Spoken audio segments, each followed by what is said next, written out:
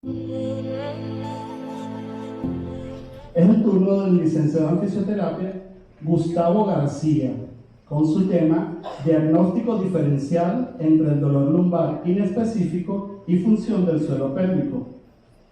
El licenciado García es fisioterapeuta egresado de la Universidad Arturo Michelena, director ejecutivo de Fisiosinergia. Su área de desempeño profesional es la musculoesquelética, traumatología y ortopedia y cirugía plástica. Ha sido organizador y facilitador en diversas actividades científicas en modalidad virtual de índole nacional e internacional. Entonces recibamos a las 2:02 al licenciado Gustavo García con su tema Diagnóstico diferencial entre el dolor lumbar inespecífico y función del suelo pélvico. Bienvenido, Gustavo.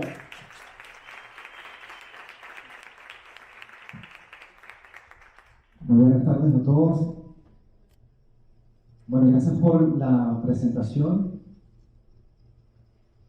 Y bueno, esta es mi primera vez como ponente en el Congreso de Fisioterapia, así que muchísimas gracias por la invitación. Y me encanta ver a los profesores que me formaron aquí presentes, de verdad que me siento además en casa. Vamos a dar inicio porque estamos cortos de tiempo. De hecho, se habían asustado cuando vieron mis llaves y dije, no, tienes que recortar, pero créanme que es un tema muy interesante y que debemos empezar a tomar en cuenta, sobre todo aquellos quienes nos dedicamos al área musculoesquelética y preferiblemente a aquellos quienes les gusta o reciben en sus servicios pacientes con dolor lumbar crónico. Resulta que el dolor lumbar es la causa número 1 de discapacidad a nivel mundial y esto representa 42.5 millones de años vividos con discapacidad. Imagínense qué cantidad de tiempo. Además, afecta a tanto hombres como mujeres por igual y en todos los grupos etarios. Además, está en la primero en la lista de causas de discapacidades en 126 de los 195 países y territorios, según estadísticas en 2017. ¿Sabían ustedes que Estados Unidos invirtió más de 134 mil millones de dólares en atención médica para el dolor de espalda baja y de cuello en 2016? O sea, es una cifra exorbitante. Esto es una tendencia que ha venido creciendo además hasta un 6.7% anualmente entre 1996 y 2016. Y las estadísticas indican que esta es una tendencia que va a continuar aumentando. Muchas personas con dolor lumbar, lastimosamente, reciben una atención incorrecta. Y pues esto que acarrea, que se desperdicien muchísimos recursos valiosos, tanto humanos como médicos. Esto se vio claramente reflejado en un estudio realizado también en Estados Unidos en 2012, en el que se descubrió que el 59% de las imágenes realizadas de columna lumbar fueron potencialmente innecesarias. Esto nos hace recapacitar, nos invita a reflexionar acerca de qué estamos haciendo mal como profesionales de la salud, como proveedores de bienestar para los pacientes. Y en ocasiones, yo sé que de repente algunos de ustedes pueden sentirse identificados con pacientes de dolor crónico en columna lumbar, que por mucho que hagamos estrategias, cambiamos terapia manual, ejercicio terapéutico, en ocasiones este paciente no logra alcanzar sus metas nuevamente, y nos sentimos así, tal cual en esta imagen, como si estuviéramos lanzando dardos, y esto pasa cuando carecemos de un marco de trabajo que nos permita entonces diseñar un camino a seguir. Una de esas claves importantísimas a tomar en cuenta para esto está en el triaje y gestión del diagnóstico del paciente. Tenemos que recordar que el triaje es el proceso de clasificación de los pacientes según su dolencia, según la gravedad y sus lesiones. Existen muchísimos modelos modelos de triaje en el entorno a la columna lumbar. Sin embargo, hoy particularmente quiero rescatar una que tiene mayor relevancia clínica y se ha venido utilizando durante bastante tiempo. Hay que recordar, colegas, que si realizamos un triaje exhaustivo, podemos determinar en qué grupo dentro de las clasificaciones del dolor lumbar entra nuestro paciente. porque existen varias. Y a partir de aquí, entonces podemos desarrollar estrategias personalizadas según la presentación clínica del paciente. El modelo del que les hablo es la clasificación basada en el tratamiento. Como ya les comenté, se viene utilizando desde 1995 y sufrió su cambio más reciente hace escasamente 6 años. Es decir, ha sufrido modificaciones. Una de las más importantes es que enfatiza en descartar la presencia de banderas rojas dentro de la columna lumbar o patologías graves o comorbilidades serias. Toma en cuenta la dimensión psicosocial de los pacientes. Además, esto me parece súper importantísimo, que lo comentó previamente la profesora Mónica, porque invita al fisioterapeuta a que la toma de decisiones clínicas se haga conjuntamente con el paciente. Esto es muy importante y se viene hablando de hace varios años afuera, porque normalmente somos nosotros quienes diseñan el tratamiento y no le preguntamos habitualmente al paciente si le gusta, o sea, qué le parece, si está de acuerdo con ello. Y además tiene un enfoque terapéutico porque invita al profesional a asociar las estrategias terapéuticas según la presentación clínica del dolor lumbar. Aquí estamos en esta primera fase, que es la de descarte de banderas rojas. Y las banderas rojas son indicadores de posibles patologías graves como afectaciones inflamatorias, neurológicas, daños o trastornos musculoesqueléticos, estructurales, problemas circulatorios, incluso sospecha de infecciones o enfermedades sistémicas. Tenemos que reconocer, como profesionales de salud que somos, que cuando detectemos que estamos en presencia de que el paciente tenga una potencial patología grave, debemos derivar inmediatamente a este paciente al servicio médico para que realice pruebas exhaustivas. ¿Cuáles son algunas de esas patologías que debemos descartar en dolor lumbar? Tenemos en primer lugar la fractura vertebral, un proceso maligno, déficit neurológico severo, infección espinal, síndrome de Caudequina, y también entra en este grupo la espondiloartritis axial, que de hecho este es el tema de este año de la Confederación Mundial de Fisioterapia. Efectivamente, cada una de estas patologías tiene una serie de manifestaciones clínicas, las cuales, de estar presentes, vamos a levantar sospechas. Sin embargo, el hecho de que encontremos un par de banderas rojas en el screening de esto no quiere decir que estemos en presencia de una patología grave per se. Pero, ¿qué debemos hacer? Tenemos que acotarlo a la historia clínica del paciente y mantenernos vigilantes al curso de estos síntomas.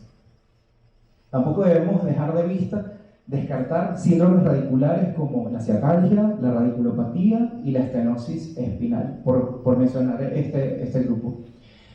Y aquí, no sé si lo pueden ver, pero esta es más o menos una gráfica, el porcentaje de incidencia de estas patologías en los servicios. Permítanme, se las leo. Las patologías espinales representan menos del 1%, los síndromes radiculares van del 5 al 10%, y el dolor lumbar no específico del 90 o al 95%, que es lo que habitualmente manejamos en nuestros servicios. Que es un porcentaje muy pequeño, sí, es cierto, pero no podemos perder de vista la existencia de estas patologías, ¿de acuerdo? Lastimosamente, para el dolor lumbar no específico, actualmente no tenemos pruebas para identificar el origen patanatómico de esta afectación. Porque ¿de qué manera podríamos aislar las estructuras de la columna lumbar para saber cuál sí y cuál no contribuye a esta afectación del paciente? Es difícil hacerlo. Sin embargo, hay una dimensión casi que inexplorada por nosotros, que ha venido tomando auge desde hace unos 10 años para acá, por lo menos en nuestra región, y es la musculatura del suelo pélvico. Y fíjense que aquí traigo estudios muy interesantes y relativamente recientes, y su relación con el dolor lumbar crónico. Un estudio en 2018 realizado por fisioterapeutas canadienses descubrieron que el 95% de las personas que asistían al servicio de fisioterapia por dolor lumbopélvico estaban cursando con algún tipo de disfunción de suelo pélvico. Qué curioso, ¿no? Todavía sigue siendo incierto si el tratamiento de las disfunciones del suelo pélvico podrían afectar la condición del dolor lumbar o viceversa. Sin embargo, hay investigadores que teorizan que la relación entre estas dos afectaciones podría llevarse a cabo por vías de mecanismos periféricos o incluso por vía de sensibilización central. Esto es súper importante porque esto, digamos, hace que nos apalanquemos sobre la relación de estas afectaciones, y es que hay mucha relación entre el suelo pélvico y la columna lumbar. De hecho, hablan de que son como hermanos porque nacen prácticamente del mismo lugar. Por mencionar algunas, recordemos que el diafragma respiratorio se acompaña con la musculatura del suelo pélvico en una dinámica que ha sido determinada como el piston breathing o respiración en pistón, en el que en la fase respiratoria ellos acompañan al unísono en movimientos de ascenso y descenso. Me pareció súper interesante en un estudio que se realizó donde encontraron actividad eléctrica en la musculatura del suelo pélvico antes de comenzar el proceso de la inhalación, incluso antes de que el diafragma se activara. Y bueno, no olvidemos que el diafragma pélvico también brinda soporte a los órganos pélvicos y además tiene una función súper importante en cuanto al manejo de presión intraabdominal. Vínculos faciales y conectivos importantísimos que no debemos olvidar es nuestra musculatura abdominal y la fascia transversal abdominal y toracolumbar, que es súper importante dentro de esta dinámica musculoesquelética. Aquí, bueno, era una animación, pero básicamente allí se ve el ascenso y descenso del diafragma tanto pélvico como respiratorio. Esto, colegas, suena relativamente nuevo, sin embargo ya se llevan muchísimos años investigando acerca de las disfunciones del suelo pélvico y cómo se pueden evaluar objetivamente, y estos son los predictores clínicos potenciales más importantes hasta el momento. Voy a mencionarlos. El cuestionario de trastornos del suelo pélvico informado, esto es un instrumento con 9 preguntas, cada una asociada a las funciones de los órganos pélvicos, la escala de catastrofización de dolor, el inventario de sensibilización central, realizamos el Forced Favre Test, el Active Straight Leg Raise, se realiza en el caso de la población femenina la palpación digital para evaluar la integridad de la musculatura del suelo pélvico, y se evalúa el esquema Perfect, que para aquellos quienes les llame la atención, este es un esquema que se desarrolló específicamente para evaluar el performance o el desempeño de la musculatura del suelo pélvico. ¿Qué dice la ciencia de todo esto? Se encontró que los ejercicios del suelo pélvico reducen significativamente el dolor lumbar, por lo que sugiere que los programas de reeducación respiratoria sean integrados a los programas de rehabilitación de estos pacientes. Además, se ha descubierto que los pacientes con dolor lumbar no específico compensan más con la musculatura pélvica que con la musculatura lumbar per se. Esto es un dato súper importantísimo. Y que esta relación puede darse por una menor activación de los músculos glúteos medios. Este estudio se realizó utilizando como método de evaluación y tratamiento el método Kinetic Control, y se descubrió que la mitad de los pacientes con dolor lumbar de este estudio estaban cursando con una alteración de los patrones respiratorios, y sugiere que esto sea necesario dentro del momento de evaluación del paciente, porque puede ser muy beneficioso, es decir, evaluarlo, si lo detectamos, aplicar ejercicios específicamente para la reeducación respiratoria. Algo súper importante que se ha venido hablando desde hace muchísimo tiempo, y es el verdadero enfoque psicosocial y su importancia. ¿Y cuál es el motivo o cuál es el objetivo de integrar la evaluación del rasgo psicosocial dentro de la práctica musculoesquelética? Y es que debemos ser capaces de identificar qué pacientes tienen riesgos de desarrollar cronicidad o recidivas por sus afectaciones, Y no solamente detectarlo, sino tomar en cuenta estos rasgos psicosociales e introducirlos también como parte del tratamiento. Ya vamos a ver un poco acerca de eso. Esto se llama ya no banderas rojas, sino banderas amarillas. ¿Y qué aspectos escudriñan?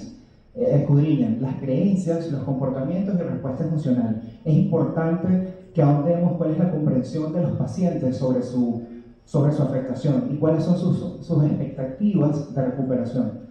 ¿Cómo se comporta? ¿Cuáles son las estrategias de confrontación ante el episodio doloroso? Y su respuesta emocional, cómo se siente, siente miedo, siente depresión, siente ansiedad, siente rabia, etc. Las banderas amarillas efectivamente representan un obstáculo entre el proceso de recuperación de los pacientes. Sin embargo, debemos también reconocer que si nosotros identificamos esas banderas amarillas a tiempo, estos factores psicosociales pueden ser modificables a futuro. Hay otra serie de colores que se añadieron a este esquema, como las anaranjadas, para detectar alteraciones desde el punto de vista psicológico que requieran intervención de personal de manejo de salud mental, como la depresión clínica y trastornos de personalidad, y las banderas azules y negras tienen que ver con la evaluación del aspecto familiar, laboral y económico. Aquí tienen un esquema acerca de cómo se distribuye este sistema de banderas. No podemos perder de vista que existen otros factores que también pueden contribuir a la experiencia del dolor agudo y crónico. Habitualmente la gestión y la evaluación de estos componentes se queda a un lado y tenemos que reconocerlo. O sea, habitualmente en nuestro consultorio no hacemos esta entrevista, no hacemos este screening, y esto quedó claramente reflejado en una encuesta que se hizo en Australia en un servicio de fisioterapia propiamente. Y fíjense aquí en la pantalla que solamente el 7% de la población encuestada admitió que hacía screening del componente biopsicosocial. O sea, estas cifras son alarmantes tomando en cuenta la plétora de estudios que existe hoy día que enfatizan que la evaluación de los aspectos psicosociales puede significar el éxito del tratamiento o la intervención de un paciente. ¿En qué consiste este proceso? Primeramente, la entrevista, como ya sabemos, aparte debemos escuchar activamente a nuestro paciente. Administramos un screening multidimensional o un cuestionario multidimensional. ¿Qué quiere decir esto? Son cuestionarios que nos permiten realizar una radiografía de los aspectos que ya hablamos previamente, es decir, creencias, comportamientos y respuesta emocional, y donde nosotros detectemos que hay algún tipo de riesgo, aplicamos el screening a nivel unidimensional. ¿Para qué? Para identificar objetivos de tratamientos más específicos y monitorearlos a partir de la respuesta de este tratamiento. A manera general tenemos el Starbucks Screening Tool, algunos seguramente ya lo conocen, que esto es específicamente para evaluar pacientes con dolor crónico en columna lumbar. El Orebro, que evalúa lo mismo pero para pacientes con cualquier tipo de condición musculoesquelética. Y este me emociona muchísimo porque es el más reciente y me emocioné al encontrarlo, que es el OSPRO YF. Los desarrolladores unieron los anteriores descritos y pues descubrieron que aquí los otros toman un poco más de tiempo en ser completados por el paciente.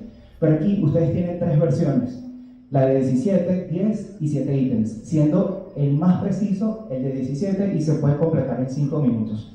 O sea, es algo súper rápido que incluso le podrían mandar un enlace al paciente para que lo vaya llenando y al momento de llegar a la consulta y hacer la evaluación física, ya esto está diligenciado. Sin embargo, es importante que ellos acotan que la combinación entre la OSPRO YF y el Starbucks Screening Tool puede ser aún muchísimo más preciso. Entonces ahí lo tienen. Acá también tienen una lista de los cuestionarios bidimensionales que más se utilizan, como el de creencias por evasión por miedo, escala de catastrofización, la escala de síntomas de ansiedad por el dolor, cuestionarios de salud del paciente, cuestionarios de la aceptación de dolor crónico, percepción breve de la enfermedad, inventario de sensibilización central. Todos estos son aspectos importantes a evaluar dentro del criterio clínico del dolor lumbar. Entonces, quiero preguntarles, ¿ustedes aquí hacen una evaluación así de los rasgos psicosociales? ¿Utilizan estos tests, estos cuestionarios? Levanten la mano quien sí lo haga. No veo ninguna mano levantada. Entonces, ya aquí estamos como que constatando más lo que dijeron los investigadores en esa encuesta. Ya estoy terminando, pero no quería irme sin mencionarles lo último que están recomendando a nivel internacional para el tratamiento del dolor lumbar. Quiero referirlos a esta guía que es importantísima, la guía de intervenciones para para el manejo del dolor lumbar agudo y crónico, y que sustenta esta guía, que la herramienta o la estrategia ganadora para el tratamiento de esta condición sigue siendo el ejercicio.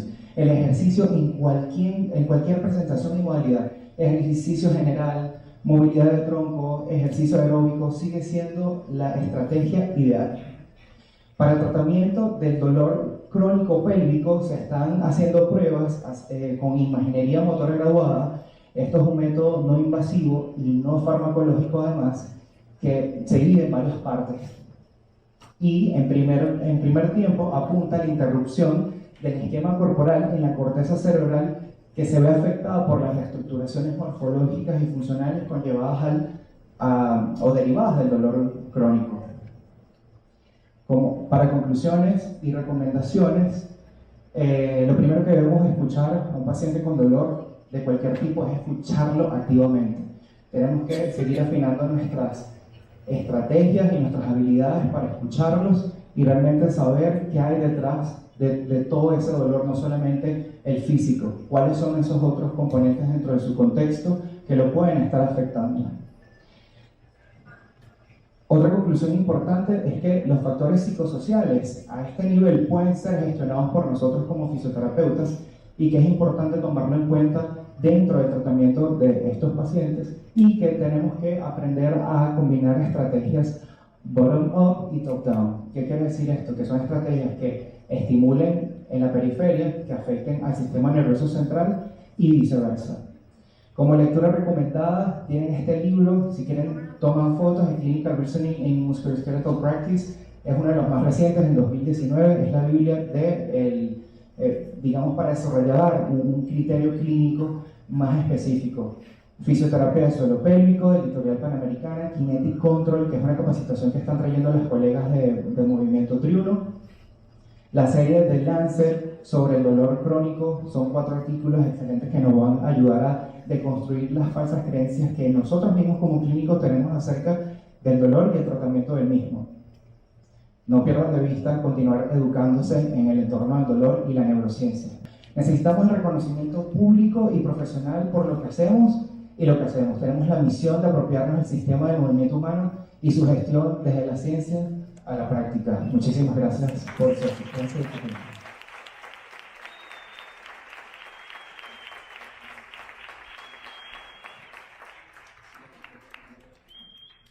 Gracias a